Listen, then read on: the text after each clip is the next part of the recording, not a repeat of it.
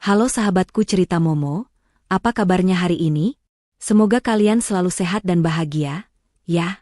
Hari ini, Momo akan mengajak kalian masuk ke dalam sebuah kisah yang akan menguji emosi kalian, kisah yang penuh dengan perbandingan pahit, pengkhianatan di hari paling penting, dan sebuah pembalasan yang begitu elegan hingga membuat mantan mertua dan suami menyesal seumur hidup. Siapa yang menyangka, di hari wisuda S2-nya, saat Alea seharusnya merayakan pencapaian terbesar, ia malah menerima pesan singkat dari suami dan mertuanya, Bram dan Bu Ratna, yang isinya menusuk hati, "Kami mau liburan ke Bali, wisudamu tidak penting. Jangan ganggu." Sakit? Tentu saja. Tapi Alea memilih diam dan menelan ludah pahitnya. Detik itu juga, di tengah panggung kehormatan, Alea memutuskan untuk membuat perayaan versinya sendiri. Ia mengunggah sebuah foto di media sosial, foto rumah baru mewahnya di Bali senilai 7 miliar. Dalam sekejap, keheningan berubah menjadi riuh. Telepon dari Bram dan Bu Ratna berdering berkali-kali. Penasaran, kan, bagaimana kehancuran total keluarga sombong itu dimulai? Sebelum kita masuk ke dalam kisah dramatis ini, yang akan membuat kalian tercengang, jangan lupa like video ini sampai merah. Subscribe channel Cerita Momo, agar tidak ketinggalan kelanjutan kisah Alea. Nyalakan lonceng notifikasi agar kalian selalu jadi yang pertama menonton. Dan yang paling penting, yuk, komen di bawah dengan format, nama, asal kota, hadir. Siap untuk menyaksikan kejatuhan orang-orang yang meremehkan Alea? Mari kita mulai. Alea berdiri di atas panggung dengan jubah wisuda S2 berwarna biru tua yang membalut tubuh rampingnya. Senyum tipis terukir di bibirnya, namun sorot matanya membawa beban yang jauh lebih berat daripada toga yang baru saja dipindahkan. Ia baru saja menerima ijazah dengan predikat summa cum laude, sebuah pencapaian yang ia raih seorang diri, dengan biaya sendiri, dan tanpa dukungan moral sedikitpun dari orang-orang yang seharusnya paling berbahagia untuknya. Suaminya, Bram, dan ibu mertuanya, Bu Ratna. Di aula megah itu, ribuan pasang mata menatapnya. Alea bisa melihat wajah-wajah bangga dari rekan-rekan seangkatannya yang didampingi keluarga lengkap. Namun, kursi di barisan VIP tempat ia menyiapkan nama suaminya, tetap kosong. Ketiadaan itu bukan lagi sebuah kejutan, melainkan sebuah konfirmasi yang menyakitkan dari kisah yang sudah ia jalani selama 5 tahun terakhir. Alea selalu tahu posisinya dalam keluarga suaminya. Bagi Bu Ratna, ia hanyalah menantu yang biasa saja, tidak sepadan dengan kekayaan dan garis keturunan keluarga mereka yang selalu dibanggakan. Meskipun Alea memiliki pekerjaan yang stabil, ia sengaja merahasiakan skala kesuksesannya yang sesungguhnya. Selama ini, Alea adalah seorang arsitek dan pengembang properti rahasia yang mengelola jaringan investasi bernilai miliaran. Semua itu ia lakukan di bawah nama samaran, jauh dari jangkauan suaminya yang pemalas dan ibu mertuanya yang haus harta dan pengakuan sosial. Pendidikan S2 yang ia selesaikan hari ini adalah salah satu proyek rahasia Alea. Setiap sen uang kuliah, setiap lembar kertas tugas, hingga biaya penelitiannya, ia biayai dari keuntungan proyek-proyeknya yang selalu dianggap remeh oleh Bram. Suaminya itu hanya tahu Alea bekerja sebagai pegawai kantoran biasa, dan itu cukup bagi Bram untuk merasa lebih superior karena warisan keluarga mereka. Alea berjalan menuruni tangga panggung, langkahnya mantap, hatinya perlahan mengeras. Ia meraih tas kecilnya dan matanya langsung tertuju pada layar ponsel yang menyala. Rasa penasaran bercampur harapan tipis. Barangkali mereka mengirimkan ucapan selamat meskipun tidak bisa hadir. Namun, pesan yang ia terima dari Bram justru membekukan senyumnya. "Kami mau liburan ke Bali, Alea. Ibu sudah merencanakan ini sejak lama. Wisudamu tidak penting, cuma gelar tambahan. Jangan ganggu, kami butuh quality time." Napas Alea tercekat. Kata-kata itu diucapkan tepat di momen yang paling ia nantikan, seperti pukulan palu dingin ke ulu hatinya. Mereka memilih Bali, tempat yang selalu ia impikan untuk dikunjungi berdua, tapi kini mereka pergi tanpanya dan menjadikannya alasan untuk meremehkan usahanya. Tidak lama kemudian, pesan dari Bu Ratna muncul, memperjelas situasi dengan kekejaman yang khas. "Benar kata Bram. Wisuda S2 itu hanya membuang-buang uang. Lebih baik kamu fokus melayani suami dan punya anak daripada mengejar gelar yang tidak berguna. Jangan hubungi kami, fokuslah di rumahmu saja." Alea menelan ludah pahit, berusaha keras menjaga air matanya agar tidak jatuh di tengah keramaian. Cuma gelar tambahan? Membuang-buang uang? Tidak berguna? Ia mengingat setiap malam di mana ia harus mengerjakan maket dan laporan sambil menahan kantuk. Setiap kali ia harus berbohong kepada Bram tentang jam pulangnya, karena harus bertemu klien properti kelas kakap. Semua itu ia lakukan bukan hanya untuk dirinya, tetapi juga untuk menopang kehidupan mereka, yang selalu dihabiskan oleh Bram dan Bu Ratna untuk bersenang-senang. Saat itu juga, di balik jubah wisuda yang mulia, Alea mengambil keputusan final. Ini bukan lagi tentang kesabaran, ini tentang harga diri. Ia telah lulus dari kampus, dan kini, ia harus lulus dari kehidupan yang merendahkannya. Di sudut aula, ia melihat Vina, sahabat karibnya, melambai dengan mata berkaca-kaca penuh bangga. Vina adalah satu-satunya orang yang tahu sebagian besar rahasia Alea, termasuk investasi propertinya yang gila-gilaan. Selamat, summa cum laude, seru Vina sambil memeluk Alea erat-erat. Aku bangga banget sama kamu, Al, our architect queen. Alea membalas pelukan itu, tetapi nadanya berubah dingin. Vin, aku baru dapat pesan dari Bram dan Bu Ratna. Vina mengerutkan kening. Mereka bilang apa? Udah di Bali? Alea menghela napas panjang, menunjukkan pesan itu. Vina membaca, dan wajahnya langsung memerah karena marah.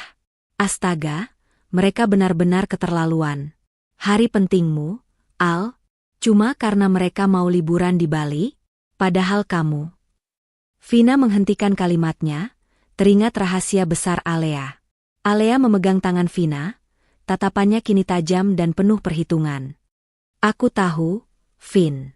Dan ini sudah cukup. Semua keraguan, semua penghinaan, semua pengabaian, semuanya berakhir hari ini.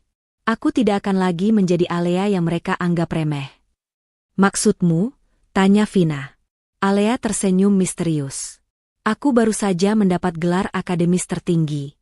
Sekarang saatnya aku memamerkan mahkota kerajaanku yang sesungguhnya. Alea mengeluarkan ponselnya. Jari-jarinya dengan lincah membuka galeri, mencari sebuah foto yang sudah lama ia siapkan. Itu adalah foto sebuah villa mewah, arsitektur modern minimalis dengan kolam renang infinity yang langsung menghadap Samudra Hindia.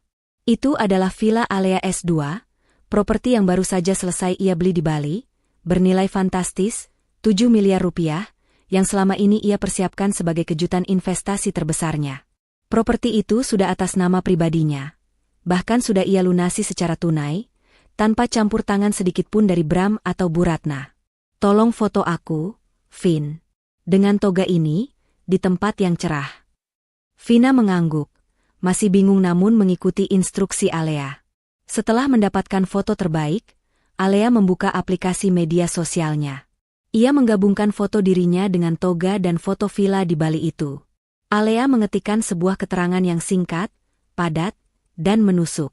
Lulus S2 hari ini, and also graduated dari kehidupan lama.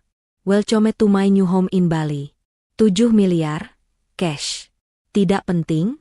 Sekarang kita lihat. Vina menahan napas saat Alea menekan tombol unggah. Al, kamu yakin? Ini akan jadi perang besar. Aku sudah lama siap, Vin, balas Alea, menatap lurus ke arah Vina. Mereka mengirimiku pesan bahwa wisudaku tidak penting karena mereka mau liburan ke Bali. Aku akan membalasnya dengan menunjukkan bahwa Bali adalah istanaku, dan mereka diundang untuk menyaksikan kejatuhan mereka sendiri. Unggahan itu langsung meledak. Hanya dalam hitungan detik, notifikasi masuk bertubi-tubi. Teman-teman dekat Alea yang tahu ia adalah seorang developer genius di balik layar langsung membanjiri kolom komentar dengan ucapan selamat dan kekaguman. Mereka memanggilnya Queen of Property dan developer rahasia. Seseorang bahkan menulis, selamat atas rumah pantainya, bos, worth every single rupiah. Alea dan Vina memutuskan untuk meninggalkan aula. Di lorong yang tenang, saat Alea memasukkan ijazahnya ke dalam tabung khusus, ponselnya bergetar hebat. Itu bukan lagi notifikasi suka atau komentar. Itu adalah panggilan masuk. Nama Bu Ratna terpampang besar di layar. Alea menggeser tombol, menolak panggilan itu. Seketika, Panggilan kedua masuk dari nomor yang sama. Alea menolak lagi. Lalu, pesan masuk dari Bu Ratna. Alea, apa maksud foto itu? Cincin berlian palsu yang kamu pakai itu? Jangan coba-coba membohongi kami. Itu rumah siapa? Alea membaca pesan itu dengan senyum sinis. Cincin berlian yang dimaksud Bu Ratna adalah hadiah wisuda S2 yang baru saja ia beli sendiri, bukan cincin pernikahannya yang sudah lama ia simpan di brankas. Tidak sampai 10 detik, telepon bergetar lagi. Kali ini, nama Bram yang muncul. Panggilan dari suaminya yang seharusnya sedang asyik liburan. Ia menolak. Bram tidak menyerah. Panggilan demi panggilan terus masuk, diselingi pesan teks yang mulai menunjukkan kepanikan. Alea, angkat. Itu rumah siapa di Bali? Kamu utang kemana? Aku suamimu, kamu harusnya bilang padaku. Kamu tidak akan tahu apa yang akan terjadi. Alea melirik Vina, yang kini hanya bisa menggelengkan kepala tak percaya melihat betapa cepatnya rasa acuh tak acuh berubah menjadi ketakutan dan keserakahan. Mereka sudah mulai. Vin, bisik Alea, nadanya tenang dan terkendali. Wisudaku mungkin tidak penting, tapi uangku, itu sangat penting bagi mereka. Alea mematikan suara ponselnya. Ia tidak akan menjawab sampai ia siap. Ia membiarkan panggilan tak terjawab dari Bram dan Bu Ratna menumpuk di layar, menjadi saksi bisu betapa ironisnya kehidupan yang baru saja ia tinggalkan. Aku akan kembali ke Jakarta malam ini juga, kata Alea. Tapi bukan untuk kembali ke rumah itu. Aku akan langsung ke kantor Pak Surya. Aku sudah mengundangnya besok pagi. Sudah waktunya, pembersihan, dimulai. Aku akan membalas pesan mereka, tapi bukan dengan kata-kata. Aku akan membalasnya dengan tindakan. Vina menggenggam tangan Alea, matanya memancarkan kekaguman yang tulus. Kamu benar-benar sudah lulus, Al, dari segalanya. Alea berjalan keluar dari gerbang kampus, sinaran matahari sore memantul dari jubah wisudanya. Ia tidak melihat ke belakang, ia hanya melihat ke depan, ke arah Bali, ke arah rumah 7 miliarnya yang kini menjadi pusat perhatian. Ia adalah Alea yang baru. Dan bagi Bram dan Bu Ratna, ini hanyalah awal dari mimpi buruk yang tidak pernah mereka duga. Mahkota akademik yang ia dapatkan hanyalah simbol, mahkota kekuasaan yang sesungguhnya sudah ia kenakan. Perjalanan Alea kembali dari kampus terasa seperti prosesi pelepasan. Ia tidak hanya membawa ijazah di tangannya, tetapi juga sebuah manifesto baru di hatinya. Vina mendampinginya, sesekali melirik Alea, yang kini tampak lebih tenang, seolah topeng kesabaran yang selama ini dikenakannya telah dilepas, digantikan oleh ketenangan baja. Mereka menuju apartemen pribadi Alea, sebuah tempat rahasia yang jauh dari radar Bram dan Bu Ratna, tempat Alea mengendalikan semua urusan bisnis properti besarnya. Begitu pintu tertutup, Alea meletakkan toganya di sofa, mengambil napas dalam, dan menyalakan ponselnya yang tadi ia matikan. Seketika, layar ponsel itu dipenuhi rentetan notifikasi.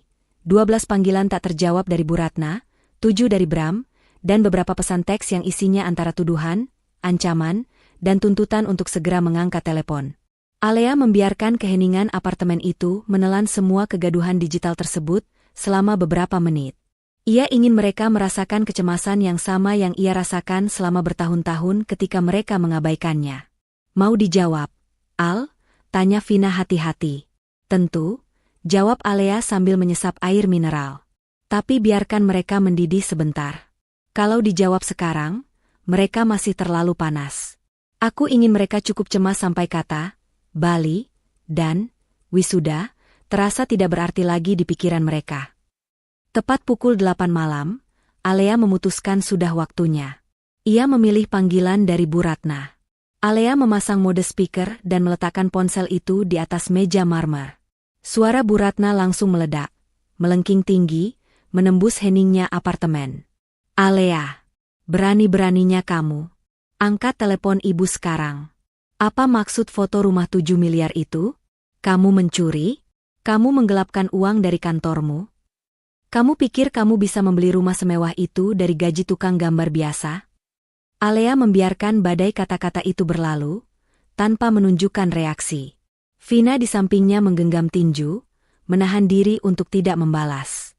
Setelah Bu Ratna terengah-engah kehabisan kata, Alea akhirnya berbicara, suaranya pelan, dingin, dan sangat terkontrol, jauh berbeda dari menantu yang selalu mengiyakan.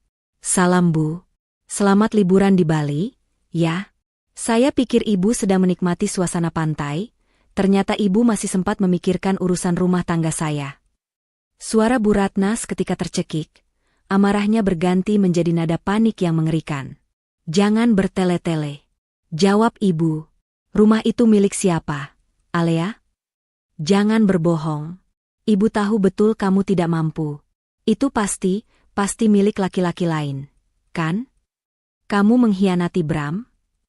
Tuduhan yang menarik, Bu, balas Alea, menaikkan satu alis. Tapi sayangnya, rumah itu sepenuhnya milik saya. Dibeli atas nama saya, dibayar lunas, secara tunai, dan itu adalah hasil kerja keras saya selama 5 tahun terakhir. Sebuah rumah pantai eksklusif yang harganya mencapai 7 miliar rupiah. Sebuah pencapaian yang mungkin tidak penting di mata Ibu, sama tidak pentingnya dengan gelar S2 saya hari ini.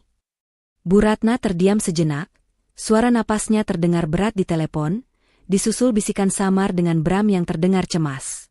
Detik berikutnya, Bram mengambil alih telepon, suaranya dipenuhi campuran kemarahan dan ketakutan yang kental. Alea, bicara apa kamu? Jangan gila. Kamu kira aku bodoh? Kamu itu cuma pegawai rendahan. Dari mana kamu dapat uang sebanyak itu? Jangan mimpi. Aku suamimu.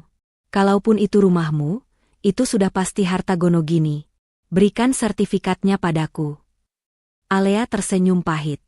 Reaksi Bram adalah persis seperti yang ia duga. Alih-alih bangga atau setidaknya meminta maaf karena telah meremehkan, suaminya justru langsung menuntut hak dan kepemilikan. Itulah masalahnya, Bram, kata Alea dengan nada prihatin yang dibuat-buat. Kalian selalu berpikir bahwa Alea hanya seorang pegawai rendahan yang gajinya pas-pasan. Kalian selalu merasa lebih unggul karena warisan keluarga kalian. Tapi, tahukah kalian? Selama ini, uang yang saya transfer setiap bulan untuk kebutuhan rumah tangga, kalian, untuk cicilan mobil Bram, bahkan untuk pengobatan rutin Ibu, itu semua hanya sisa-sisa uang jajan saya. Itu hanya remah-remah, Bram.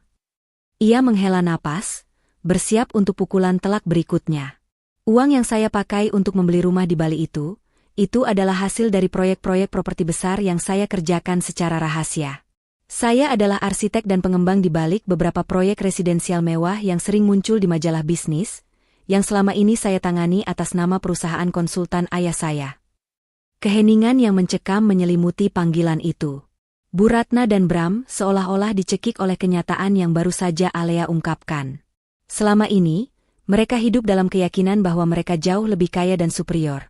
Sementara Alea, si menantu, biasa saja, yang mereka biarkan berjuang sendiri, ternyata adalah raksasa finansial yang selama ini menopang gaya hidup mereka. Tiba-tiba, terdengar suara Bram menjerit dengan nada putus asa. Tidak mungkin. Kamu bohong. Rumah itu pasti dibeli dari uang pinjaman.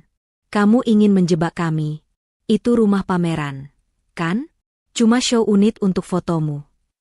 Alea tahu Bram dan Bu Ratna sedang berada di kamar hotel bintang 5 di Bali, tempat mereka mengira bisa menikmati kemewahan yang lebih hebat daripada Alea.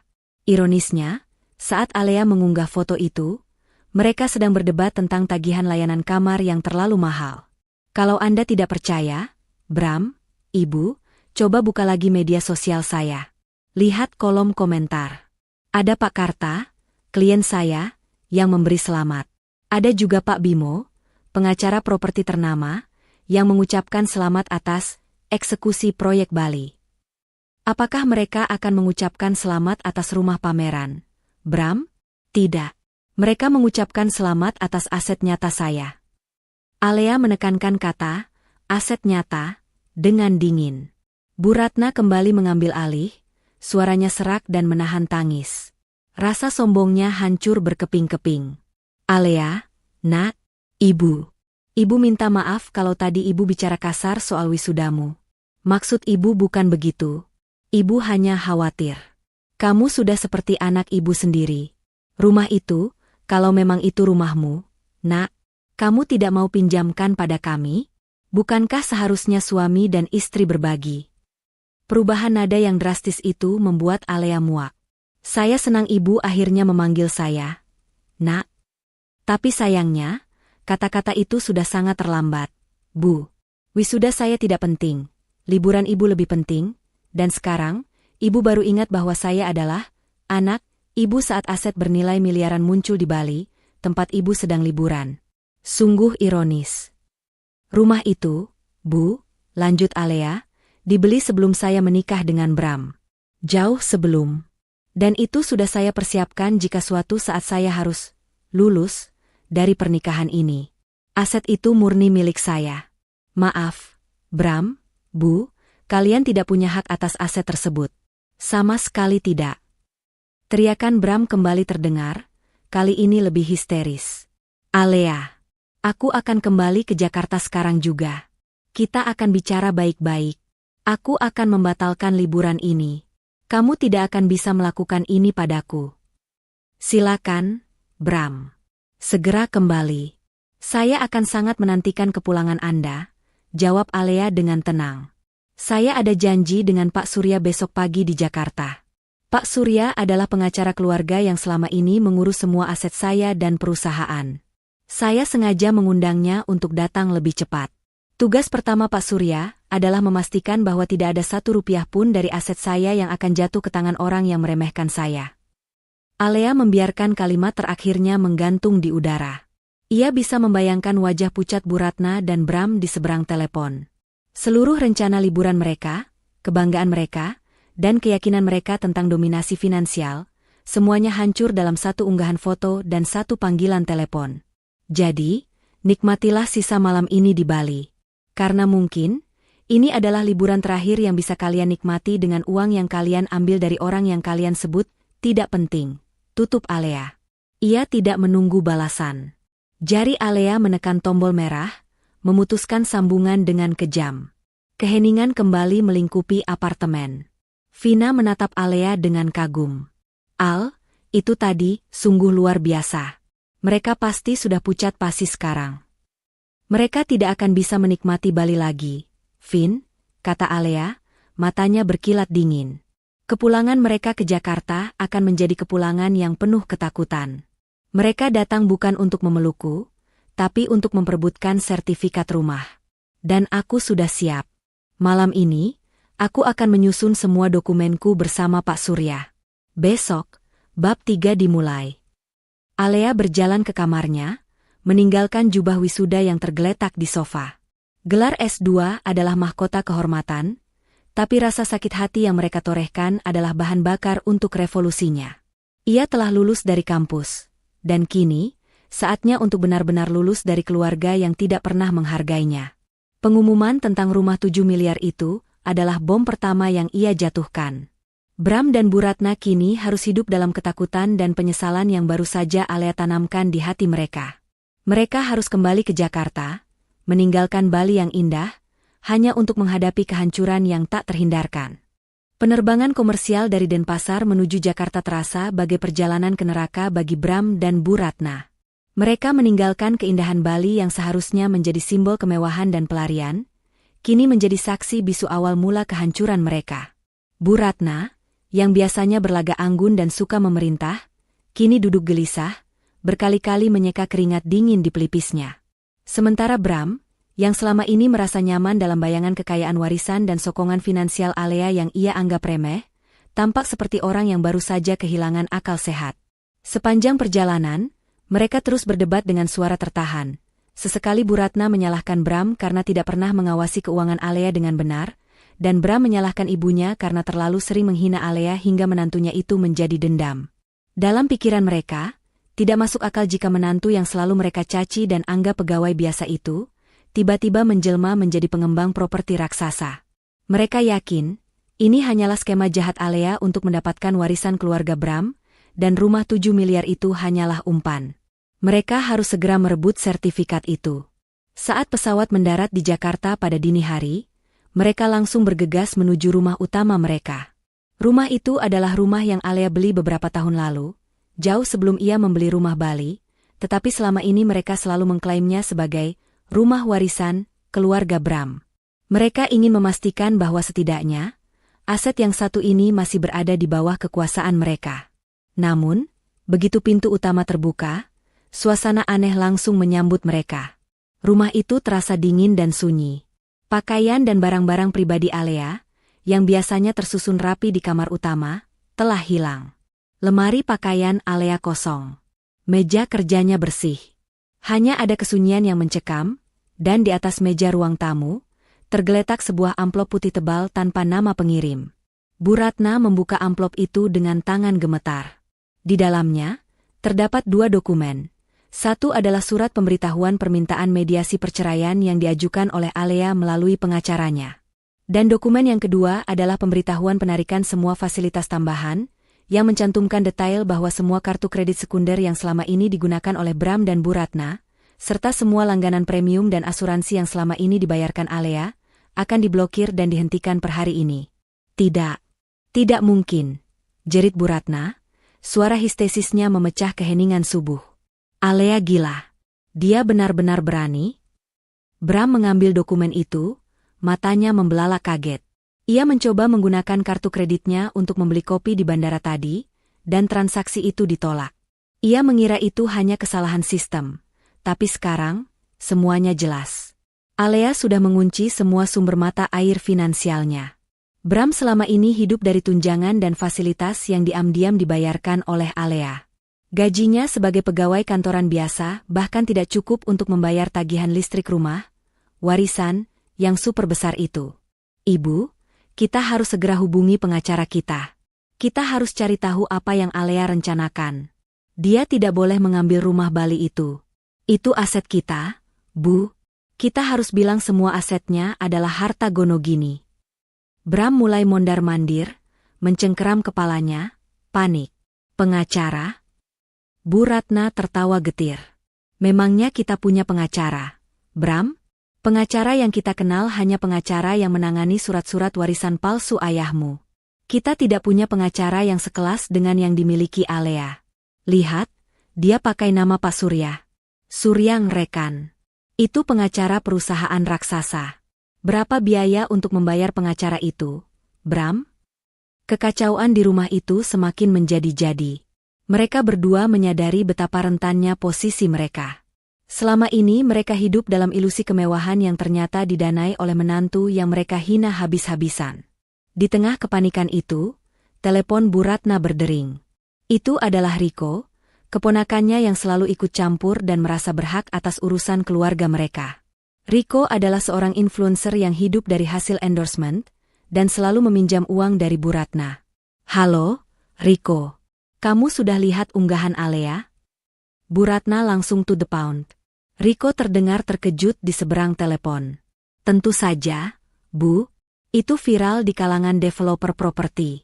Semua orang bertanya-tanya, siapa Queen A ini? Saya lihat komentar, mereka menyebutnya Alea si arsitek. Ibu, itu serius rumah 7 miliar? Saya dengar di Bali, itu letaknya di kawasan paling eksklusif. Ibu dan Bram di sana, kan? Saya mau ikut, Bu. Siapa tahu saya bisa dapat endorse dari rumah itu. Komentar Riko semakin memicu kemarahan Bu Ratna.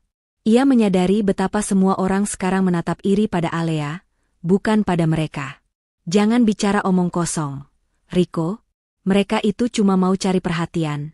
Alea pasti berutang kemana-mana. Kamu harus cari tahu, Riko. Pakai koneksi influencer MU itu. Cari tahu, siapa Pak Surya ini. Dan, Riko, kamu punya uang, kan? Kartu kredit ibu diblokir Alea. Ibu butuh uang cash sekarang untuk urusan mendesak. Riko yang dikenal pelit, langsung mencari alasan. Kartu ibu diblokir? Waduh, gawat, Bu.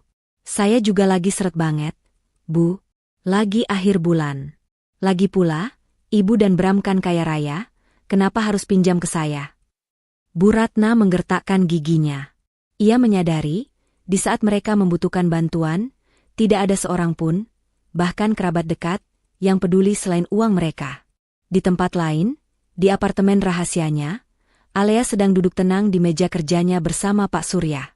Pak Surya adalah seorang pria parubaya yang tenang dan cerdas, yang selama ini mengurus semua dokumen dan perusahaan konstruksi rahasia Alea di bawah payung hukum yang aman.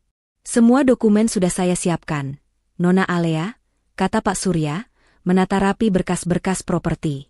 Semua aset yang Ibu peroleh sebelum pernikahan, termasuk rumah utama yang Ibu tinggali sekarang dan rumah Bali yang baru Ibu beli, sudah terlindungi sepenuhnya di bawah perjanjian pranikah yang Ibu buat, yang selama ini mereka abaikan. Mereka tidak akan bisa mengklaim sepeser pun. Alea mengangguk. Bagus, Pak Surya. Langkah pertama sudah saya jalankan. Mereka sudah kembali ke Jakarta dalam keadaan panik dan tanpa uang. Sekarang, mereka akan mencoba mengklaim rumah di Bali sebagai harta Gonogini. Saya ingin besok, saat mediasi pertama, kita tunjukkan bahwa uang yang selama ini mereka nikmati itu, bahkan bukan berasal dari gaji saya. Itu semua adalah uang saku dari keuntungan investasi. Saya ingin mereka menyadari betapa kerdilnya mereka di hadapan aset saya yang sesungguhnya. Langkah yang brilian, Nona Alea. Selama ini mereka menganggap Anda sebagai menantu biasa. Ketika Anda menunjukkan mahkota 7 miliar Anda, harga diri mereka langsung hancur. Ini adalah perang psikologis yang efektif, puji Pak Surya. Alea kemudian menyampaikan satu instruksi penting. Pak Surya, saya ingin Anda segera mengirimkan seorang notaris ke rumah utama.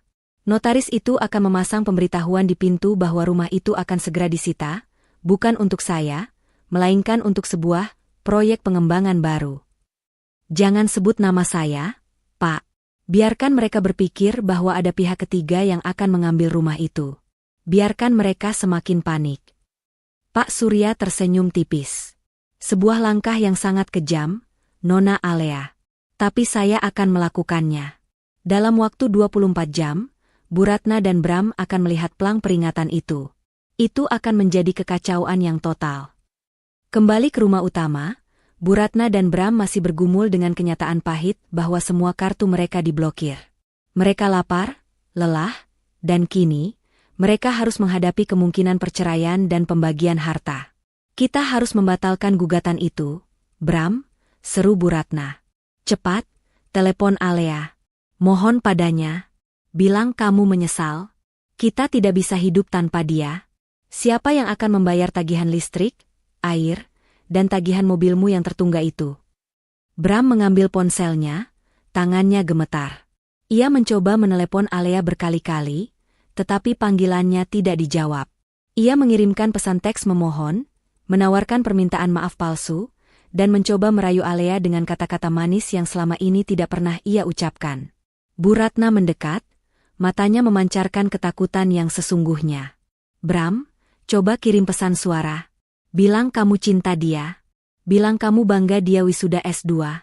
Bilang dia adalah satu-satunya. Apapun, Bram. Sebelum semuanya terlambat. Bram merekam pesan suara. Dalam pesan itu, suaranya terdengar cemas dan memelas, jauh dari arogansi yang biasanya ia tunjukkan. Ia memohon Alea untuk kembali, berjanji akan berubah, dan berjanji akan menghargai wisuda serta karir Alea. Pesan itu terdengar seperti doa terakhir orang yang sedang tenggelam. Namun, Alea, yang sedang fokus merancang strategi bersama Pak Surya, hanya melirik notifikasi pesan suara itu dan tersenyum dingin. Permintaan maaf palsu itu tidak lagi mempan. Ia telah mendengar cukup banyak kebohongan dan janji-janji kosong. Keesokan paginya, kekacauan yang diinginkan Alea pun tiba. Saat Bu Ratna sedang mencoba mencari uang tunai dari tetangga untuk membeli sarapan, dan Bram sedang mencoba menghubungi kantor polisi untuk melaporkan hilangnya Alea, sebuah upaya sia-sia karena Alea sudah meninggalkan surat mediasi. Sebuah mobil hitam mewah berhenti di depan rumah mereka. Seorang notaris berwajah serius, didampingi dua pria bertubuh besar, turun dari mobil. Mereka langsung menuju pagar rumah dan menempelkan sebuah plang peringatan besar berwarna merah yang berbunyi, pemberitahuan penyitaan sementara, proyek pengembangan lahan, segala kepemilikan akan ditarik dalam 7 hari kerja. Bu Ratna yang baru saja kembali dengan wajah lesu, melihat plang itu. Plang itu bukan hanya sekadar kertas, tetapi hukuman mati bagi keangkuhan mereka. Plang itu seolah menertawakan mereka, seolah berteriak bahwa rumah warisan yang selama ini mereka banggakan, sebentar lagi akan hilang, diratakan, dan menjadi bagian dari proyek pengembang properti lain. Mereka tidak tahu bahwa pengembang properti itu adalah Alea sendiri. Tidak. Tidak bisa. Teriak Bu Ratna, berlari histeris ke arah plang itu, mencoba merobeknya dengan tangan kosong. Rumah ini warisan. Kalian tidak berhak. Siapa kalian? Notaris itu hanya menunjuk ke plang, wajahnya tanpa ekspresi. Kami hanya menjalankan tugas. Bu, silakan hubungi pengacara Anda jika ada keberatan. Bram keluar dan melihat plang itu, wajahnya seketika pucat pasi. Ia menyadari, setelah Alea pergi, rumah yang mereka tempati kini menjadi target. Ini adalah bencana ganda. Perceraian dari Alea si menantu kaya, dan kehilangan satu-satunya aset yang tersisa yang mereka anggap sebagai pegangan. Kekacauan total sudah terjadi, persis seperti yang direncanakan Alea. Sementara Bu Ratna dan Bram dilanda kepanikan total di depan plang penyitaan, Alea sedang duduk tenang di ruang rapat kantor hukum Surya Rekan, salah satu firma hukum korporat paling disegani di Jakarta. Pemandangan kota yang sibuk dari lantai 50 tidak mengusik konsentrasinya. Di depannya, Pak Surya, dengan pakaian bisnis yang rapi, menata berkas-berkas hukum yang akan menjadi senjata Alea dalam perang ini. Nona Alea, saya sudah melaksanakan instruksi Anda, ujar Pak Surya sambil tersenyum tipis. Plang peringatan penyitaan sudah dipasang di kediaman mereka. Notaris dan tim saya menjalankan peran mereka dengan sempurna. Plang itu menggunakan logo perusahaan konstruksi fiktif yang baru kita dirikan, yang sepenuhnya ada di bawah kendali Ibu. Mereka yakin itu adalah pihak ketiga yang ingin membeli lahan mereka. Alea memejamkan mata sejenak. Ia bisa membayangkan adegan histeris di rumah itu. Plang merah itu bukan sekadar ancaman, melainkan cerminan dari betapa rapuhnya fondasi kehidupan yang dibangun di atas kebohongan dan arogansi. Bagus, Pak Surya, kata Alea. Kepanikan adalah senjata terbaik saya saat ini. Mereka sedang sibuk mencari uang untuk menyewa pengacara dan mencari tahu siapa pengembang di balik plang itu. Mereka tidak akan fokus pada gugatan cerai. Tepat, balas Pak Surya. Dan saya sudah mengajukan permohonan pemblokiran sementara semua aset non-tunai Bram ke pengadilan. Termasuk saham kecil yang ia miliki di perusahaan ayahnya dan akses ke depositonya. Mereka akan benar-benar tercekik. Alea mengangguk puas. Pengekangan finansial ini adalah langkah krusial. Selama ini, Bram dan Bu Ratna hidup dengan asumsi tak terbatas akan kekayaan. Mereka tidak pernah benar-benar mengelola uang, hanya menghabiskannya. Sekarang mari kita fokus pada mediasi besok, pinta Alea. Saya ingin pertemuan itu diadakan di sini, di kantor Bapak. Itu akan memberi saya keunggulan psikologis. Dan saya tidak ingin Bram dan Bu Ratna didampingi pengacara, Pak. Biarkan mereka berjuang sendiri. Saya sudah memastikan hal itu. Sesuai prosedur mediasi pertama, mereka diminta datang sendiri atau didampingi penasihat hukum. Saya sudah mengirimkan catatan bahwa pertemuan akan berlangsung informal dan diharapkan hadir tanpa tim pengacara yang besar. Jelas Pak Surya. Tentu saja, itu hanya tipuan kecil agar mereka datang tanpa perlindungan hukum yang kuat. Kita akan menjadi yang paling siap. Alea membuka flash disk kecil yang selama ini ia simpan rapat. Isinya adalah data rinci tentang semua transfer keuangan yang ia lakukan selama pernikahan. Bukan hanya transfer bulanan untuk kebutuhan rumah, tetapi juga pembayaran tagihan kartu kredit Bu Ratna, cicilan mobil Bram, hingga biaya coaching golf dan arisan mewah Bu Ratna. Alea telah menyimpan semua bukti ini, menjadikannya sebuah ledger, buku besar, yang sangat detail. Ini adalah inti dari kejutan saya, Pak Surya, kata Alea. Saya ingin di mediasi besok, Anda tunjukkan ledger ini. Saya ingin mereka tahu, bahwa uang yang mereka anggap support dari menantu biasa itu, sebenarnya adalah donasi amal dari CEO rahasia. Saya ingin mereka menghitung kembali berapa banyak uang yang mereka habiskan untuk menghina pemberi donasi. Pak Surya melihat sekilas data itu dan terkejut. Nona Alea, ini angka yang luar biasa besar. Jumlah totalnya melebihi penghasilan Bram selama 10 tahun. Anda benar-benar jenius dalam perencanaan finansial dan hukum. Mereka tidak hanya akan menyesal, mereka akan merasa malu dan bodoh. Sementara Alea menyusun strategi perangnya di ketinggian kantor mewah itu, Bram dan Bu Ratna menjalani malam yang mengerikan di rumah yang kini terasa seperti penjara. Mereka mencoba menghubungi setiap kenalan, setiap kerabat, dan setiap teman bisnis, tetapi hasilnya nihil. Tidak ada yang bersedia meminjamkan uang dalam jumlah besar kepada pasangan yang rumahnya baru saja dipasangi plang penyitaan. Reputasi mereka sudah terlanjur jatuh. Riko, keponakan Bu Ratna, datang ke rumah itu, bukan karena simpati, melainkan untuk melihat sejauh mana drama itu berkembang. Ia melihat plang merah itu dan bukannya bersimpati, ia malah merekamnya secara diam-diam untuk konten pribadinya. Wah, gawat juga ya, Bu, komentar Riko dengan nada pura-pura prihatin sambil memegang kamera ponselnya. Siapa sih yang berani menyita rumah keluarga kaya raya seperti kita? Ibu tidak ada kenalan pejabat? Bu Ratna, yang sudah hilang kesabaran, membentak Riko. Jangan merekam, Riko. Kamu tidak lihat ibu sedang kesusahan? Kamu hanya peduli dengan kontenmu. Ya ampun, Bu. Ini kan aset konten. Kalau ibu mau saya bantu, saya bisa viralkan ini, nanti kita dapat donasi. Lagi pula, Bu, Bram. Kalian ini kan orang kaya. Masa ia uang tunai saja tidak punya? Coba cek lagi di mana Alea menyimpan uangnya, kata Riko, tanpa menyembunyikan keserakahannya. Bram, yang duduk di sofa dengan wajah kusam, tiba-tiba teringat sesuatu. Uang. Alea punya deposito. Dia bilang itu uang untuk biaya pernikahan kami yang tersisa. Dia selalu bilang tidak boleh disentuh. Bu Ratna seketika bersemangat. Di mana, Bram? Cepat kita ambil. Sebelum dia memblokirnya. Mereka berdua bergegas mencari keberangkas kecil di kamar, tempat Alea menyimpan dokumen dan perhiasan. Mereka membuka berangkas itu dengan paksa. Di dalamnya, tidak ada uang tunai, hanya beberapa perhiasan imitasi dan sebuah buku tabungan lama.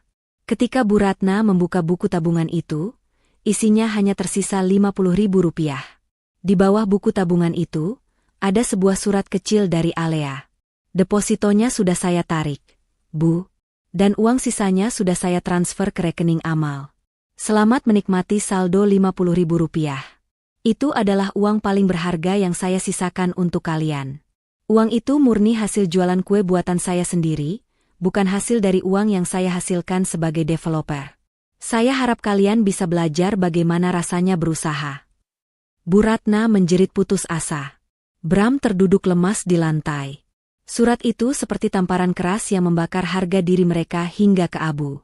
Alea tidak hanya mengambil uangnya, tetapi juga merendahkan mereka dengan cara yang paling menyakitkan.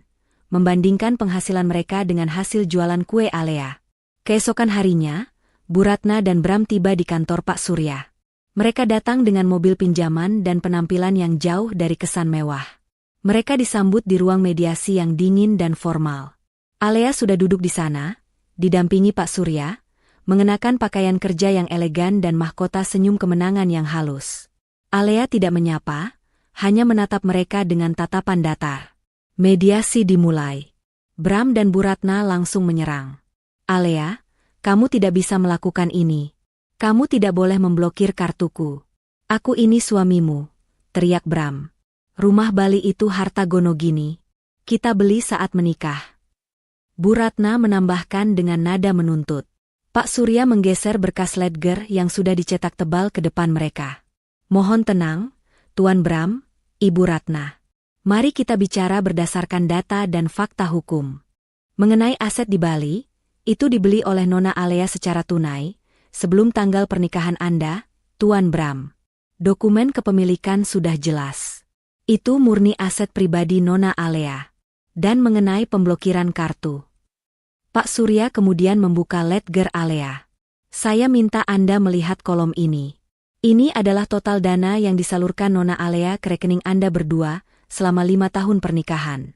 Totalnya mencapai 3,2 miliar rupiah. Dana ini digunakan untuk membayar semua gaya hidup kalian. Tagihan kartu kredit, cicilan mobil, hingga biaya liburan yang baru saja Anda batalkan dari Bali. Bu Ratna dan Bram terdiam, mata mereka membulat melihat angka yang fantastis itu. Yang perlu Anda ketahui, lanjut Pak Surya dengan nada tajam, adalah sumber dana ini. Dana ini bukan berasal dari gaji Nona Alea. Ini semua adalah keuntungan yang dihasilkan Nona Alea dari perusahaan pengembangan propertinya. Dengan kata lain, Nona Alea yang kalian anggap menantu miskin dan tidak penting, adalah sumber keuangan utama Anda. Anda hidup dalam kemewahan karena belas kasihan dan kerelaan Nona Alea. Kami menyebutnya, dalam pembukuan kami, sebagai dana sosial keluarga. Pernyataan, dana sosial keluarga, itu menghancurkan harga diri Bu Ratna dan Bram hingga ke titik terendah. Mereka menyadari, mereka tidak hanya kehilangan Alea, tetapi juga kehilangan martabat mereka di mata pengacara yang berwibawa itu. Mereka kini tahu, mereka tidak berhak menuntut apapun, karena mereka adalah penerima amal dari orang yang paling mereka hina. Wajah Bram memucat, sementara Bu Ratna menunduk, tidak sanggup menatap mata Alea yang tenang dan penuh kemenangan.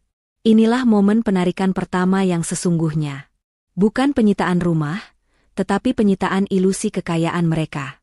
Keterkejutan dan rasa malu Bu Ratna dan Bram di ruang mediasi kantor Pak Surya tidak bertahan lama. Setelah menelan pil pahit pengungkapan, dana sosial keluarga, insting bertahan hidup dan keserakahan lama mereka kembali bangkit. Mereka tidak bisa menerima bahwa mereka adalah pihak yang salah dan miskin, sementara Alea adalah juragan properti yang elegan. Bram, dengan suara yang bergetar tetapi penuh ancaman, mencoba membalikkan keadaan. Tunggu dulu, Alea. Semua uang ini, kamu tidak bisa mengklaimnya murni milikmu. Sebagian besar uang yang kamu salurkan itu adalah kompensasi. Itu bukan donasi. Kompensasi apa, Bram? Tanya Alea, nadanya tetap dingin. Apakah kompensasi karena saya sudah repot-repot menikahi Anda dan menanggung semua hutang serta gaya hidup boros ibu? Bu Ratna, yang merasa terpojok, tiba-tiba teringat satu kartu as terakhir yang ia miliki, klaim warisan fiktif. Ini adalah narasi yang selama ini ia gunakan untuk memeras uang lebih banyak dari Alea. Jangan sombong, Alea. Kamu lupa? Sebagian dari uang yang kamu hasilkan itu, seharusnya kamu berikan kepada kami sebagai pembayaran kembali. Itu adalah bagian dari uang yang pernah kami pinjamkan padamu untuk modal awal bisnismu. Itu adalah warisan ayah Bram yang harusnya kamu kembalikan, tapi kamu malah menggunakannya untuk membeli rumah Bali. Seru Bu Ratna, menunjuk Alea dengan tangan gemetar. Ya, Bu benar. Sambung Bram, memanfaatkan celah itu. Kamu harusnya membayar kembali pinjaman warisan ayahku itu. Itu hak kami. Uang yang kamu pakai untuk Bali itu seharusnya masuk rekeningku, bukan untuk aset pribadi. Pak Surya, yang sudah mengantisipasi langkah putus asa ini, tersenyum kecil. Ia berdeham dan menatap Bu Ratna dengan tatapan tajam seorang pengacara senior. Ibu Ratna, Tuan Bram, ujar Pak Surya. Mari kita bicara dengan bukti. Anda mengklaim bahwa Nona Alea memiliki hutang berupa pinjaman warisan. Bisakah Anda tunjukkan perjanjian tertulis atau setidaknya bukti transfer pinjaman modal awal yang Anda berikan kepada Nona Alea, beserta jumlah pastinya? Bu Ratna terdiam. Tentu saja tidak ada bukti. Klaim itu hanyalah narasi yang ia ciptakan di awal pernikahan untuk menekan Alea. Perjanjian itu sudah lama, Pak. Bu Ratna berkilah. Pokoknya, dulu kami sudah memberikan modal awal bisnisnya. Kami berhak atas bagi hasilnya. Alea, yang sedari tadi diam, akhirnya membuka suara. Pinjaman modal, Bu? Warisan ayah Bram? Saya ingat betul, saat awal pernikahan, saya adalah seorang arsitek lepas yang baru merintis. Yang saya dapatkan dari ibu hanyalah kritikan pedas, bukan modal. Saya membangun kerajaan properti saya dengan keringat saya sendiri, melalui pinjaman bank resmi atas nama saya, dan tanpa ada jaminan dari pihak keluarga manapun. Alea kemudian memandang Bu Ratna lurus. Sebaliknya, Bu, justru ibu yang memiliki hutang yang jauh lebih besar kepada saya, meskipun bukan dalam bentuk pinjaman formal. Pak Surya kemudian menggeser sebuah dokumen lain di atas meja. Dokumen itu adalah rekaman transaksi permintaan uang dari Bu Ratna kepada Alea, yang diambil dari percakapan WhatsApp dan rekening koran. Ini adalah bukti. Selama 5 tahun, Ibu Ratna berulang kali meminta dana kepada Nona Alea dengan berbagai alasan. Mulai dari biaya pengobatan genting, investasi emas mendadak, hingga biaya sumbangan sosial mendadak. Total permintaan dana ini mencapai hampir 700 juta rupiah. Pak Surya menjeda, membiarkan angka itu meresap. Namun, Nona Alea tahu betul bahwa Ibu Ratna memiliki kebiasaan yang tidak sehat. Dan Nona Alea juga tahu, uang ini tidak pernah digunakan untuk hal-hal yang Ibu Ratna sebutkan. Alea mengambil alih. Tatapannya menusuk ke jantung ketakutan Bu Ratna. Cukup, Bu. Mari kita akhiri drama ini. Saya tahu semua uang yang selama ini Ibu minta dari saya dengan alasan pengobatan genting dan investasi emas. Itu, semuanya Ibu gunakan untuk judi online dan membayar hutang-hutang Anda di klub arisan mewah. Pengungkapan itu menjadi pukulan telak yang membuat Bu Ratna terperangah. Wajahnya seketika pucat pasi, matanya membelalak ketakutan, dan tubuhnya mulai bergetar hebat. Rahasia tergelapnya, kebiasaan buruk yang diam-diam menghabiskan harta suaminya dulu, kini dibongkar tuntas di depan Bram dan pengacara yang berwibawa. Bram menoleh ke ibunya, matanya penuh pertanyaan. Judi online? Ibu? Benarkah itu, Bu? Bu Ratna tidak bisa menjawab, ia hanya menggelengkan kepala lemah, air mata ketakutan mulai mengalir di pipinya. Keangkuhan Bu Ratna yang selama ini menjadi bentengnya, kini roboh total.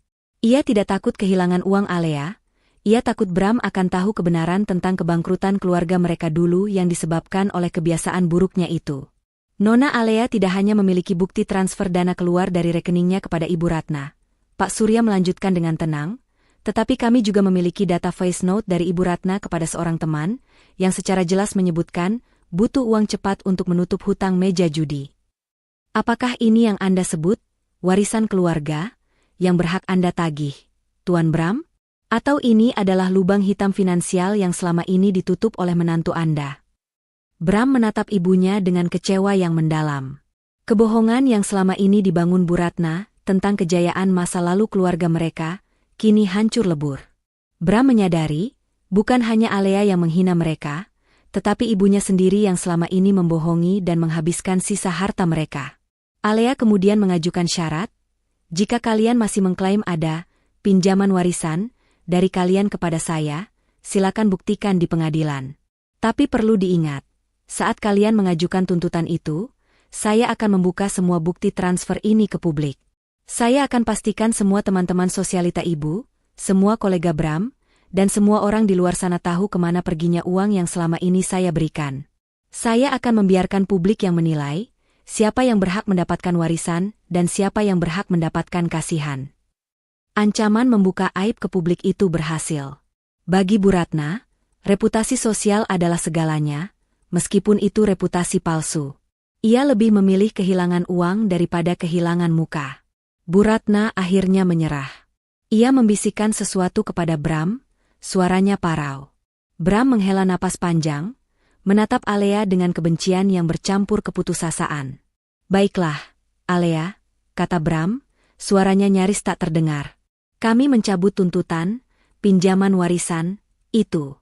Tapi, tolong cabut gugatan cerai itu. Aku janji akan berubah. Aku akan bekerja keras. Aku akan. Alea menggeleng. Terlambat, Bram. Jendela waktu untuk penyesalan sudah lewat. Anda memilih Bali di hari wisuda saya, saat saya sedang mendapatkan mahkota. Kini, saya sudah mendapatkan mahkota yang lebih besar. Kebebasan dari Anda dan Ibu. Gugatan cerai tidak akan pernah saya cabut. Mediasi hari itu berakhir bukan dengan perdamaian, melainkan dengan kekalahan telak Bu Ratna dan Bram. Mereka keluar dari kantor Pak Surya dengan langkah gontai, tidak hanya kehilangan hak atas aset Alea, tetapi juga kehilangan pegangan terakhir mereka. Ilusi bahwa mereka adalah pihak yang kaya dan bermartabat. Di balik pintu kaca kantor Pak Surya, Alea tahu, perang sesungguhnya baru saja dimulai, dan kali ini, ia akan berjuang untuk mendapatkan perceraian, sekaligus kehormatan yang telah lama dicuri darinya. Setelah kekalahan memalukan di kantor Pak Surya, Bu Ratna dan Bram kembali ke rumah mereka dengan hati yang hancur. Mereka tidak hanya gagal mendapatkan pengakuan atas aset 7 miliar Alea, tetapi juga kehilangan harga diri mereka di mata pengacara ternama itu. Bu Ratna masih syok. Rasa malunya karena aib judi online terungkap, jauh lebih menyakitkan daripada kerugian finansial. Bram, di sisi lain, mulai menyalahkan ibunya atas semua kebohongan dan kerusakan yang terjadi. Ini semua karena Ibu. Kalau Ibu tidak membohongi aku soal warisan dan tidak menghabiskan uang untuk judi, mungkin Alea masih mau memaafkan kita. hardik Bram, yang kini berani membentak ibunya. Diam kamu, Bram. Kamu juga salah. Kamu yang malas bekerja, meremehkan istrimu sendiri. Kamu pikir Alea akan bertahan jika kamu terus-terusan mengandalkan uangnya sambil menghinanya? Balas Bu Ratna, air matanya sudah kering, digantikan oleh amarah. Di tengah pertengkaran itu, pelang merah penyitaan yang terpasang di pagar rumah mereka kembali menarik perhatian. Mereka menyadari, pertengkaran mereka tidak akan menyelesaikan masalah. Ancaman kehilangan rumah adalah masalah yang harus diselesaikan segera. Mereka harus membuktikan bahwa rumah itu adalah milik mereka, warisan sah keluarga. Mereka menghabiskan malam itu dengan panik mencari-cari dokumen lama, berharap menemukan bukti kepemilikan yang sah. Namun, yang mereka temukan hanyalah dokumen-dokumen keuangan lama yang menunjukkan bahwa rumah itu dibeli dengan cicilan, dan cicilan terakhirnya dilunasi oleh Alea 2 tahun lalu. Bahkan, sertifikat rumah itu terdaftar atas nama Alea, persis seperti yang diklaim Alea. Selama ini, mereka hanya menikmati rumah itu tanpa pernah memiliki kepemilikan hukum yang kuat. Pagi menjelang. Bu Ratna dan Bram terbangun oleh suara ketukan keras dan gaduh di luar rumah. Mereka mengira itu hanyalah petugas keamanan atau tukang pos. Namun, suara itu semakin keras, diikuti teriakan-teriakan dari para tetangga. Bu Ratna bergegas membuka jendela, matanya membelalak kaget. Di depan rumah mereka, beberapa truk besar bertuliskan nama sebuah perusahaan transportasi dan logistik mewah sudah terparkir. Sekelompok petugas berjaket resmi, ditemani oleh notaris yang sama dengan kemarin, serta beberapa petugas keamanan, tengah berdiri di depan pintu utama. Salah satu petugas membawa sebuah papan besar yang bertuliskan, eksekusi pengosongan lahan dan penarikan aset perusahaan. Pemilik berkewajiban mengosongkan tempat dalam 3 jam. Apa-apaan ini? Ini bukan penyitaan. Ini penggusuran, teriak Bram, berlari menuruni tangga. Bram membuka pintu depan dan berhadapan langsung dengan notaris berwajah datar yang kemarin ia temui. Tuan Bram, kami dari tim legal pengembang, kata notaris itu. Kami telah memberikan pemberitahuan penyitaan sementara. Karena tidak ada keberatan hukum yang sah, kami akan melanjutkan ke tahap eksekusi pengosongan. Lahan ini akan segera diratakan untuk proyek konstruksi. Mohon segera kemasi barang-barang pribadi Anda. Kalian gila? Rumah ini masih ditempati. Kalian tidak bisa seenaknya, teriak Bram, mencoba menghalangi pintu. Kami memiliki surat perintah resmi dari pengadilan yang menyatakan bahwa lahan ini adalah properti yang perlu dikosongkan untuk kepentingan publik dan pengembangan proyek. Tuan, balas notaris itu, menunjukkan selembar kertas berstempel. Semua proses sudah sesuai hukum. Jika Anda menghalangi, kami terpaksa memanggil polisi atas dasar menghalangi proses hukum. Bu Ratna keluar, wajahnya pucat pasi. Ia melihat tetangga-tetangga mulai berkerumun, beberapa di antaranya sibuk merekam dengan ponsel mereka. Rasa malu itu kini menjadi tontonan publik yang memalukan. Tidak. Semua barang-barangku. Barang-barang antik warisan keluarga kami. Jerit Bu Ratna histeris, mencoba menarik mundur petugas yang mulai masuk ke ruang tamu. Petugas itu dengan sopan namun tegas menahan Bu Ratna. Barang-barang pribadi non-permanen dapat Anda selamatkan, Bu. Namun, semua perabotan dan interior permanen di rumah ini adalah bagian dari aset yang akan ditarik. Kontrak menyebutkan bahwa properti ini dibeli termasuk semua perlengkapan di dalamnya. Bu Ratna benar-benar kalap. Ia mencoba menyelamatkan vas-vas mahal dan lukisan-lukisan yang ia klaim sebagai warisan. Sementara Bram berlari ke kamar untuk mengambil dokumen penting, ia menemukan satu lagi kejutan pahit. Di kamar utama, ada 3 petugas logistik yang tengah memasukkan perabotan mewah ke dalam kotak-kotak bertuliskan, aset ditarik oleh PT Pengembang Al-Arsi. PT Pengembang Al-Arsi. Nama itu terdengar asing, namun terasa familiar bagi Alea. Tentu saja, itu adalah akronim dari nama panggung rahasia Alea di dunia properti. Bram teringat, saat Alea membeli rumah itu, ia bersikeras agar semua perabotan dan interior mewah dipesan dari satu pemasok eksklusif. Alea beralasan itu untuk efisiensi. Ternyata, semua perabotan mewah itu juga memiliki klausul kepemilikan yang rumit, yang memungkinkan pemiliknya untuk menarik aset itu kapanpun.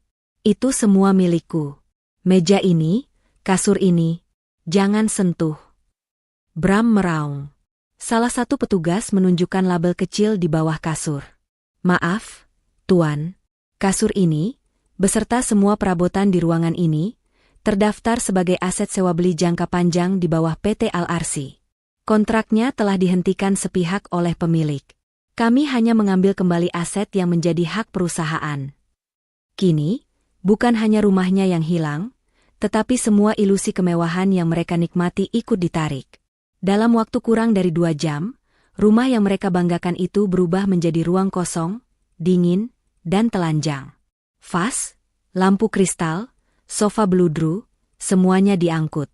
Di tengah kekacauan itu, Riko, keponakan Bu Ratna, kembali datang, kali ini bukan hanya untuk melihat, tetapi untuk merekam secara live.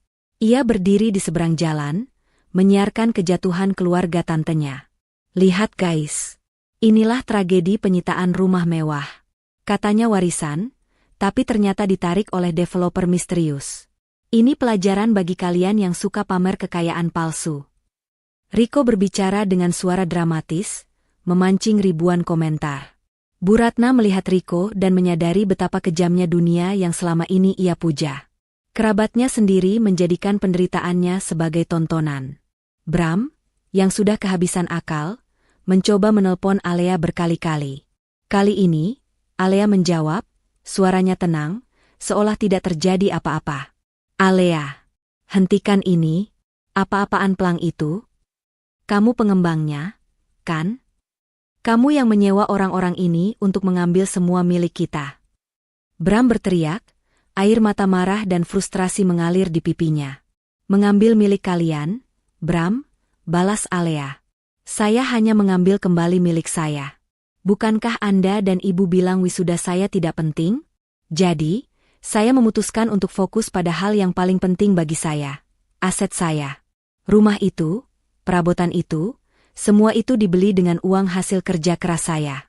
Dan karena saya sudah tidak lagi punya kepentingan dengan rumah itu, saya putuskan untuk menjualnya kepada perusahaan pengembangan. Tapi itu rumah kita. Kita tinggal di sini. Dulu, Bram. Dulu. Sekarang, rumah itu sudah menjadi bagian dari sejarah. Nikmatilah pemandangan dari lantai marmer yang kosong itu. Saya rasa itu akan menjadi pemandangan yang bagus untuk kontemplasi, ujar Alea. Alea kemudian menyampaikan pukulan terakhir. Oh ya, Bram. Saya sudah meminta Pak Surya untuk mengirimkan surat resmi.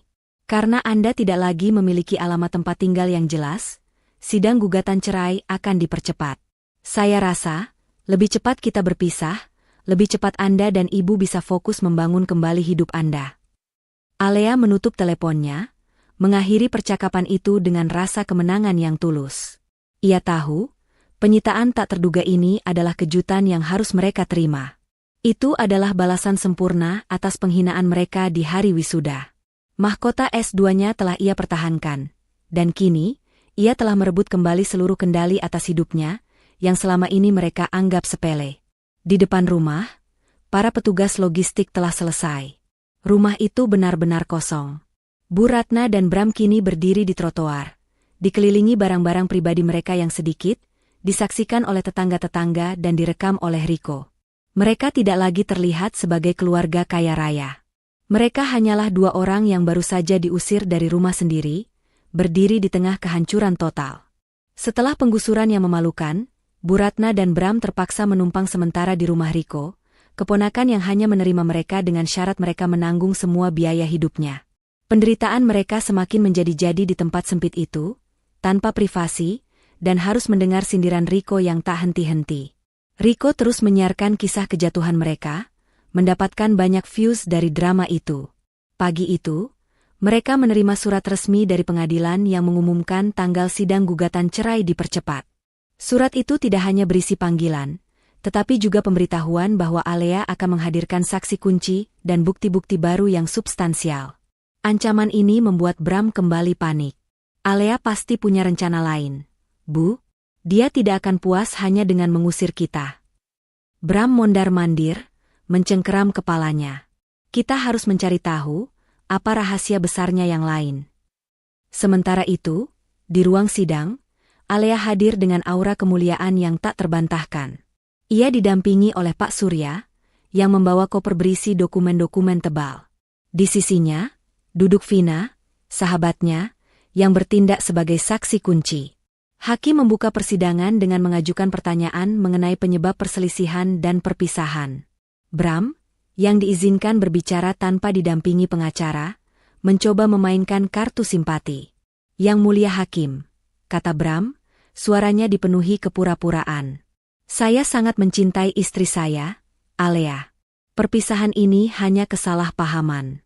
Alea terlalu emosional karena kami terlambat mengucapkan selamat wisuda S2-nya. Kami bersedia meminta maaf dan kembali hidup bersama. Bu Ratna, yang duduk di belakangnya, mengangguk setuju dengan air mata buaya yang sudah ia siapkan. Namun, Alea hanya tersenyum tipis, senyum yang tidak mencapai matanya. Mohon maaf, Yang Mulia. Gugatan cerai ini bukan tentang ucapan selamat wisuda yang terlambat. Itu hanyalah puncak gunung es dari penghinaan, pengabaian, dan kerugian finansial yang saya alami selama pernikahan. Pak Surya kemudian berdiri. Yang Mulia, kami akan menunjukkan bukti bahwa Tuan Bram dan Ibu Ratna tidak hanya melakukan pengabaian emosional, tetapi juga pengabaian finansial dan hukum. Tuan Bram terbukti tidak memiliki kontribusi finansial yang signifikan, melainkan menjadi beban. Dan yang lebih penting, kami akan membongkar rahasia besar Nona Alea yang selama ini disembunyikan dari Tuan Bram. Hakim memberikan izin. Pak Surya menunjuk ke arah Alea. Nona Alea, silakan jelaskan profesi dan aset Anda yang sesungguhnya. Alea berdiri tegak, matanya menatap lurus ke arah Bram, yang kini mulai gelisah. Selama ini, Tuan Bram dan Ibu Ratna mengira saya adalah seorang arsitek bergaji pas-pasan yang bekerja di perusahaan kecil. Mereka menghina gelar S2 saya sebagai tidak penting. Tapi faktanya, Yang Mulia, saya bukan sekadar arsitek, jelas Alea dengan suara tegas. Saya adalah Chief Executive Officer, CEO, dari PT Paramarta Properti Nusantara, salah satu perusahaan pengembangan properti terbesar di Indonesia, yang berfokus pada proyek hunian mewah dan infrastruktur komersial. PT Paramarta adalah perusahaan induk yang menaungi banyak anak perusahaan, termasuk PT Al-Arsi, pengembang yang baru-baru ini melakukan penyitaan atas rumah yang Tuan Bram tempati. Pengungkapan itu membuat seluruh ruang sidang terdiam. Bram dan Bu Ratna terperanjat. Wajah Bram memucat, menyadari bahwa pengembang misterius yang mengusir mereka adalah istrinya sendiri. Uang 7 miliar yang saya gunakan untuk membeli rumah di Bali, lanjut Alea, adalah petty cash, uang kecil, yang saya sisihkan dari satu proyek saja. Total aset bersih pribadi saya, termasuk investasi di luar negeri, mencapai lebih dari 500 miliar rupiah. Hakim dan semua orang di ruang sidang terkejut, namun Bram dan Bu Ratna terkejutnya lebih dalam. Selama ini, mereka hidup dalam kemiskinan ilusi, di hadapan kekayaan yang sebenarnya. Vina, sebagai saksi, kemudian memberikan kesaksian yang menguatkan. Sejak awal, Alea menyembunyikan identitas CEO-nya untuk menghindari keributan dengan keluarga Bram. Ia berharap Bram akan mandiri. Tapi yang terjadi, Bram malah semakin malas dan Ibu Ratna semakin menuntut. Mereka hanya tahu Alea sebagai menantu yang bisa mereka peras. Bu Ratna tak tahan lagi. Ia berdiri, berteriak histeris, Alea bohong. Dia licik. Dia menyembunyikan semua itu dari kami. Dia harus membagi aset itu. Dia menipu kami. Hakim segera menenangkan Bu Ratna. Pak Surya menimpali, Yang Mulia, Nona Alea tidak menipu. Ia menyembunyikan identitasnya untuk menjaga privasi bisnisnya. Semua aset ini, termasuk PT Paramarta, didirikan sebelum pernikahan, atau menggunakan modal yang dapat dibuktikan murni berasal dari kekayaan sebelum menikah. Kami juga sudah menyertakan perjanjian pranikah yang menguatkan perlindungan aset ini. Gugatan cerai diputuskan. Hakim menyatakan bahwa perselisihan sudah tidak dapat didamaikan, dan faktor pengabaian emosional dan finansial yang dilakukan suami dan mertua cukup menjadi alasan. Sidang hari itu berakhir dengan vonis non-resmi, Alea akan segera bercerai dari Bram. Pengungkapan rahasia Alea sebagai CEO perusahaan raksasa telah meruntuhkan semua harapan terakhir Bram dan Bu Ratna. Mereka tidak hanya kehilangan pernikahan, tetapi juga kehilangan harga diri, harta, dan satu-satunya sumber keuangan terbesar dalam hidup mereka. Mereka keluar dari ruang sidang, kini benar-benar menjadi tunawisma dan miskin, tanpa ada lagi ilusi kekayaan untuk dibanggakan. Setelah sidang pertama yang berakhir dengan vonis cerai non-resmi dan pengungkapan kekayaan Alea, Bram dan Bu Ratna kembali ke rumah Riko dalam keadaan depresi total. Kini, mereka bukan hanya malu, tetapi juga menjadi bulan-bulanan Riko, keponakan yang sebenarnya sangat pelit. Kalian ini benar-benar tidak berguna, ya? Cibir Riko sambil mengedit video siaran langsungnya. Mertua CEO 500 miliar, tapi malah diusir. Kenapa kalian tidak meminta Alea mempekerjakan kalian saja? Jadi tukang sapu di kantornya juga lumayan, kan? Sindiran Riko itu membuat Bu Ratna merasa terhina, tetapi ia tidak punya daya untuk melawan. Mereka tidak punya pilihan selain menumpang di sana. Namun, penderitaan finansial mereka baru saja dimulai. Karena semua kartu mereka diblokir dan Bram tidak lagi memiliki tunjangan dari Alea, mereka mencoba menggunakan rekening bank mereka sendiri. Di luar dugaan mereka, saldo rekening Bram yang selama ini mereka kira stabil, ternyata telah menipis drastis karena Bram dan Bu Ratna diam-diam menunggak cicilan beberapa pinjaman kecil atas nama mereka sendiri. Alea, melalui Pak Surya, juga telah menindaklanjuti kasus judi online Bu Ratna. Meskipun Alea tidak melaporkannya ke polisi, Pak Surya mengirimkan surat peringatan ke pihak bank yang berisi rincian transaksi Bu Ratna ke situs judi ilegal. Akibatnya, bank meninjau ulang kelayakan kredit Bu Ratna dan Bram. Bram, tagihan cicilan mobilmu macet. Bank meneleponku berkali-kali, teriak Bu Ratna suatu pagi. Dan hutangku ke arisan mewah yang kucoba tutupi dengan uang dari Alea, sekarang mereka menagih langsung padaku. Bram pucat. Mobil yang ia banggakan, yang selama ini dicicil sebagian besar oleh Alea, kini terancam ditarik. Tanpa penghasilan tambahan dan tanpa dukungan Alea, mereka tidak sanggup membayar tunggakan itu. Di tengah kejatuhan finansial ini, Riko melihat peluang. Ia melihat Alea sebagai jalan pintas menuju kekayaan. Riko mendatangi Bram dan Bu Ratna dengan ide licik. "Dengar, Bu, Bram," kata Riko dengan nada manis yang dibuat-buat. "Saya punya ide. Kita tidak bisa melawan Alea di pengadilan. Tapi kita bisa pakai jalur kekeluargaan. Saya akan temui Alea. Saya akan bicara dari hati ke hati, bilang bahwa Bram sangat menyesal dan ingin kembali bekerja sama di perusahaan properti Alea. Kamu mau membantu kami?" tanya Bu Ratna, penuh harap. "Tentu saja. Kita kan keluarga," jawab Riko, meskipun niat sebenarnya adalah meminta posisi manajer atau setidaknya mendapatkan komisi besar dari Alea. Ia membayangkan hidup mewah di Villa Bali milik Alea. Riko berhasil mendapatkan alamat kantor utama PT Paramarta Properti Nusantara dari Vina, dengan alasan ingin menyampaikan surat penting dari Bram. Riko tiba di kantor Alea dengan penampilan terbaiknya. Ia berharap bisa mengesankan CEO tersebut. Namun, di lobi, ia disambut oleh Vina, yang kini menjabat sebagai kepala komunikasi Alea. Vina menatap Riko dengan tatapan meremehkan. "Nona Vina, saya Riko, sepupu Bram. Saya ingin bertemu Alea, CEO perusahaan ini," kata Riko dengan percaya diri. "Saya tahu Anda Riko," balas Vina datar. "Alea tidak punya waktu untuk menemui Anda. Ia sedang sibuk mengawasi proyek terbaru senilai triliunan. Urusan keluarga sudah selesai di pengadilan." Riko tidak menyerah. "Tolong, Vina. Saya datang sebagai perwakilan keluarga." Bram sangat menyesal. "Saya ingin Alea memberi Bram kesempatan kedua, mungkin posisi manajer di salah satu proyeknya. Atau setidaknya, beri saya kontrak endorsement untuk mempromosikan Villa Balinya. Kita bisa bekerja sama." Vina tertawa pelan. "Endorsement? Riko, perusahaan ini tidak butuh influencer dengan reputasi seperti Anda. Dan mengenai Bram, Alea sudah memberikan kesempatan. Bram memilih mengabaikannya. Alea bukan agen pencari kerja, ia seorang CEO. Kesempatan kedua tidak berlaku di dunia bisnis, apalagi setelah Anda dan keluarga Anda menjadikannya tontonan publik." Vina kemudian menyampaikan pukulan terakhir. "Alea sudah melihat semua siaran langsung Anda, Riko. Anda mendapatkan keuntungan dari penderitaan Bu Ratna dan Bram. Anda bukan penyelamat, Anda adalah pemangsa. Perusahaan ini tidak akan berbisnis dengan orang seperti Anda. Riko keluar dari kantor Alea dengan wajah merah karena dipermalukan. Ia gagal total. Bukan hanya ditolak, tetapi niat liciknya juga terbaca oleh Alea. Sementara itu, Bram menerima surat pemberitahuan penarikan mobilnya. Akhirnya, mobil mewah itu ditarik paksa oleh bank di depan rumah Riko. Bu Ratna menyaksikan peristiwa itu dengan pandangan kosong. Semua kemewahan yang mereka nikmati kini benar-benar lenyap.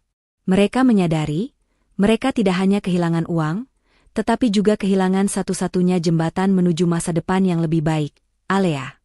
Kini, mereka harus menghadapi kenyataan pahit. Mereka benar-benar miskin dan terpuruk, tanpa harapan dari siapapun, bahkan dari kerabat terdekat mereka. Waktu berjalan cepat menuju sidang pembacaan putusan cerai. Bagi Alea, ini adalah formalitas terakhir untuk meraih kebebasan penuh. Bagi Bram dan Bu Ratna, ini adalah akhir dari semua ilusi mereka.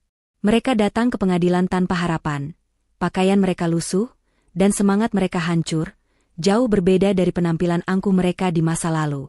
Mereka harus datang dari kontrakan kumuh yang baru saja mereka sewa, setelah diusir oleh Riko. Riko sendiri akhirnya menendang mereka keluar, karena Bram dan Bu Ratna tidak mampu membayar sepeser pun biaya hidup. Di ruang sidang, suasana hening menyambut putusan hakim. Alea duduk tegak, ditemani Pak Surya. Bram dan Bu Ratna duduk di bangku terdakwa, mata mereka menatap kosong. Hakim membacakan putusan, majelis hakim memutuskan, mengabulkan gugatan cerai yang diajukan oleh penggugat, Nona Alea. Perkawinan antara Nona Alea dan Tuan Bram resmi diputus karena alasan perselisihan yang terus-menerus, pengabaian, dan tidak adanya lagi keharmonisan rumah tangga. Vonis itu terdengar seperti lonceng kematian bagi Bram. Ia hanya bisa menunduk, menerima kenyataan bahwa ia kini adalah seorang duda yang bangkrut dan tak punya apa-apa. Hakim melanjutkan dengan putusan pembagian harta. Mengenai harta, majelis hakim memutuskan bahwa sebagian besar aset yang diklaim oleh penggugat adalah harta bawaan dan harta yang diperoleh dari hasil kerja keras pribadi sebelum dan selama pernikahan, yang sepenuhnya dilindungi oleh perjanjian pranikah. Tuan Bram tidak mendapatkan sepeser pun dari aset properti Nona Alea, termasuk rumah di Bali dan perusahaan PT Paramarta Properti Nusantara. Bu Ratna, yang tadinya hanya diam, tiba-tiba berdiri. Tapi yang mulia, bagaimana dengan biaya hidup anak saya? Bagaimana kami bisa hidup? Hakim menanggapi dengan tenang. Majelis mempertimbangkan kemampuan finansial Tuan Bram dan memutuskan bahwa kewajiban nafkah setelah perceraian ditiadakan, mengingat Nona Alea terbukti memiliki penghasilan dan aset yang jauh melebihi Tuan Bram. Nona Alea bahkan secara sukarela menanggung semua biaya hidup Tuan Bram dan Ibu selama bertahun-tahun tanpa tuntutan kembali. Kami memutuskan tidak ada lagi kewajiban finansial dari Nona Alea kepada Tuan Bram. Bu Ratna jatuh terduduk. Kini, harapan terakhir mereka untuk memeras uang dengan dalih, nafkah mantan istri, pun sirna. Alea telah memutus semua jalur ketergantungan. Setelah sidang ditutup, Bram dan Bu Ratna mencoba mendekati Alea di koridor. "Alea, tunggu," panggil Bram, suaranya lemah dan penuh penyesalan yang terlambat. "Aku mohon, aku tahu aku salah. Aku sangat menyesal. Aku minta maaf karena meremehkan wisudamu, meremehkanmu. Aku mohon, beri aku pekerjaan di perusahaanmu. Aku rela mulai dari bawah, Alea." Alea berbalik. Tatapannya kini bukan lagi dingin, melainkan penuh kelegaan. Ia menatap Bram dan Bu Ratna, yang tampak renta dan menyedihkan. "Penyesalanmu sudah terlambat, Bram," kata Alea, suaranya mantap. "Hari wisuda S2-ku, saat aku mencapai mahkota akademis, kamu dan ibu mengirim pesan bahwa itu tidak penting. Di saat itu, aku memutuskan untuk mendapatkan mahkota yang sesungguhnya, kebebasanku." Alea memandang Bu Ratna. "Ibu, semua penghinaan yang ibu ucapkan, semua perbandingan yang ibu buat, kini berbalik menghantam ibu. Saya sudah menunjukkan betapa pentingnya saya di kehidupan kalian. Dan kini, saya telah melepaskan kalian." "Kami tahu kami salah, Alea," bisik Bu Ratna, air mata penyesalan yang tulus akhirnya membasahi pipinya. "Kami minta maaf." Kami mohon bantuanmu. Kami tidak punya apa-apa lagi. Alea menggeleng. Saya sudah membayar semua hutang saya kepada karma. Saya sudah memberikan kalian waktu 5 tahun untuk berubah dan menghargai saya. Tapi kalian memilih untuk menginjak-injak harga diri saya. Sekarang, kalian harus menanggung konsekuensinya sendiri. Alea berbalik, ditemani Pak Surya dan Vina. Ia melangkah keluar dari gedung pengadilan dengan kepala tegak. Ia resmi bebas. Bram dan Bu Ratna hanya bisa menatap punggung Alea yang menjauh. Menyadari bahwa mereka tidak hanya kehilangan seorang istri dan menantu, tetapi juga kehilangan satu-satunya kunci menuju kemakmuran dan kehormatan. Vonis pengadilan itu mengakhiri pernikahan mereka, tetapi awal dari penyesalan seumur hidup mereka. 1 tahun berlalu sejak Alea resmi bercerai dari Bram. Kehidupan Alea kini bersinar terang, seperti matahari di atas villa mewahnya di Bali. Ia tidak lagi menyembunyikan identitasnya. Ia menjalani peran ganda sebagai CEO perusahaan properti raksasa, PT Paramarta Properti Nusantara, dan sebagai pengembang visioner yang kini dihormati di tingkat nasional. Rumah Bali senilai 7 miliar itu bukan lagi sekadar aset, melainkan basecamp inspiratif tempat ia bertemu klien-klien global dan merancang masa depannya. Ia telah memenangkan semua hal yang pernah direnggut darinya: harga diri, kebebasan, dan pengakuan. Vina kini menjadi tangan kanannya di perusahaan, mengelola semua urusan komunikasi dan branding Alea, memastikan kisah inspiratif CEO ini dikenal luas. Suatu sore, Alea sedang berdiri di tepi kolam renang Infinity Villanya di Bali, menikmati sunset. Ia menerima majalah bisnis terbaru yang menempatkan fotonya di sampul, dengan judul, Alea, The 500 Miliar Dollar Queen Who Chose Freedom. Tepat di bawah foto itu, ada kutipan darinya, "Jangan pernah biarkan orang lain menentukan nilai Anda, apalagi di hari paling penting dalam hidup Anda."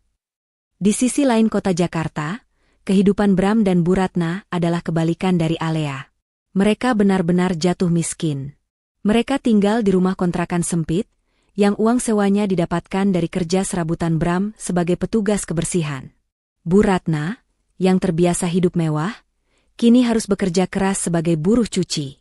Keangkuhan mereka telah luntur. Mereka tidak hanya miskin secara materi, tetapi juga miskin secara sosial. Rico, yang sempat mencoba memanfaatkan mereka, kini memutuskan semua kontak.